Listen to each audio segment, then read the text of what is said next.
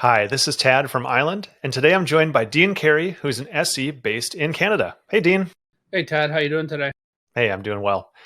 Hey, so you were just telling me about an interesting customer use case you're working through with a large financial institution who is approaching kind of a new model around allowing for some of those personal apps to be used at work. Can you tell me more? Yeah, so when we started out with the customer, they had an initial use case to obviously solve a scenario around critical SaaS and application protection. And then they quickly realized that there was another scenario that they could solve for. So in the past, they had historically denied access to any other webmail application. They were a Microsoft 365 customer and found that they just didn't have any of the controls that they would have wanted to in order to essentially allow primarily Gmail access to their users. And this was a reasonable measure to take if they didn't have control around where that data was flowing to say, hey, we don't want the consumer email environment to be mixing in with our work environment. And that's exactly it. They when they looked at things from a data security and integrity perspective, they were obviously concerned with just saying we have no way to understand the lateral movement between our corporate Outlook instance and then their personal Gmail. And so as such, they just said it's easier to deny that level of access because that wasn't obviously something that was delivered via the business. Yeah, and I know in the financial industry, it's not just a good practice, but there's actually regulations and laws requiring that they be very, very sensitive with how data is moving around. So obviously, they're very concerned about that. Yeah, I mean it's critical to them and their business as a whole. So there's no room for error in that regard. Yeah.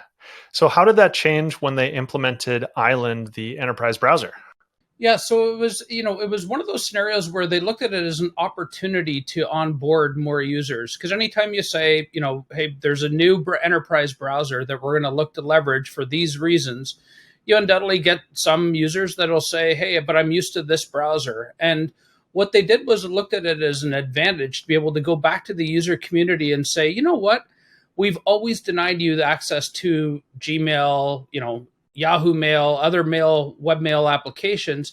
Now we're going to allow you, if you're using the enterprise browser from Island, only if you're accessing it from that. And so that really dovetailed in a very positive way with their user community, where they went, you know what, the corporate and corporate security are saying this is the direction forward for the company. We respect that. And there's now an advantage where I can go and respond to somebody on my personal email if I wish to throughout the day as well. That's really great. So it changed from it allowed the security team who's implementing this to actually give something of value back to their users and say, hey, we're confident that we have controls around how data is moving around, that we can allow you to be a little more permissive with that rule set around personal email use. That's exactly it. They looked at it and thoroughly tested the fact that they had control over cut, copy, paste, upload, download, screenshots, and so forth that gave security the answers they were looking for in order to then comfortably go to that user community and population and say, we're going to allow you to do this so long as you're coming from the Island Enterprise browser. That's great. And I know, just speaking personally, as so many of us are working remotely, as you might tell, I'm in my home office. I think you are as well. Just that kind of natural blending of, you might do 5 minutes of personal work during the day. It's a natural thing that a lot of us do, and so having that flexibility, I think, is a huge advantage in the workplace, so that you're not kind of limiting yourself or having to toggle between two different devices all the time. Yeah, and you're absolutely correct with that. The other thing that they ensured that the users were aware of is anonymity. And that was critically important when we think about the privacy and respecting the privacy. So, they have a visual indicator up in the URL bar so that the users are aware when they're doing that activity, nothing is being tracked around them as an individual. Now, what was important as well from security angle is, because we're giving the users this different experience or access, is we wanted to then also create some metrics to say, how long are they spending inside of Gmail though every day? Because there shouldn't be a productivity loss as a result of us favoring them. So we've instituted some RPAs for them in order to capture some metrics around it, just so they could go back to the business and potentially say, hey, you know what, we've got users a little too extensive in their time inside of that personal mail application.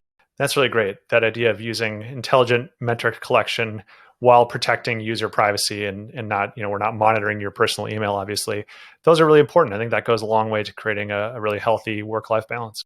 Yeah, absolutely do. Their users love it. I mean, we've had a significant uptick in user adoption, to say the least, but for a number of other reasons as well. But this was definitely a big one for them. Well, thanks so much for sharing that story, Dean. We'll have you back here again soon. My pleasure. Thanks again, Tad. Thanks.